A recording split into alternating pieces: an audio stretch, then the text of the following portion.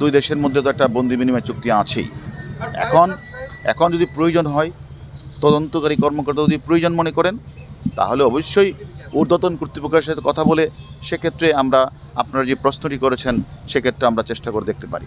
একটা লাস্ট প্রশ্ন যে ওই যে ঘরের মধ্যে মার্ডারের যে পিও, সেখানে সাহেব ইনসাইডে একটা সিসিটিভি ক্যামেরা ইনস্টল ছিল, যে ক্যামেরা কাপড় দিয়ে বা কোনোভাবে আটকানো হয়েছিল বলে আমরা খবর পাচ্ছি।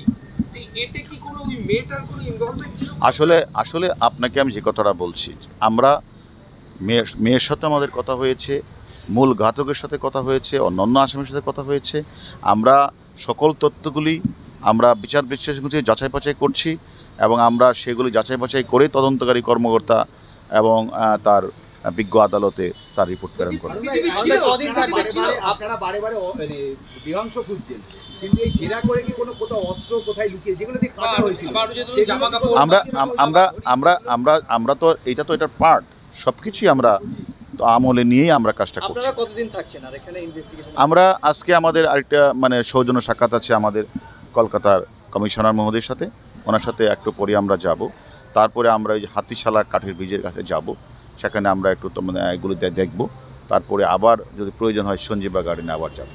আমরা হয়তো ক্যামেরা কি ভেতরে আছে ইনসাইড প্রেমিসেস, মানে এটা আমরা আমরা আমরা আমরা দেখছি। আমরা এগুলি এখন সব কিছুই তো তদন্তের সাথে সব কিছু তো বলা যাবে না, আমরা আপনাদেরকে পরবর্তী পর জানাবো। সাংসদ সাহেবের পোশাক আশাকগুলো কোথায় ফেলা উচিত? সব কিছু আমরা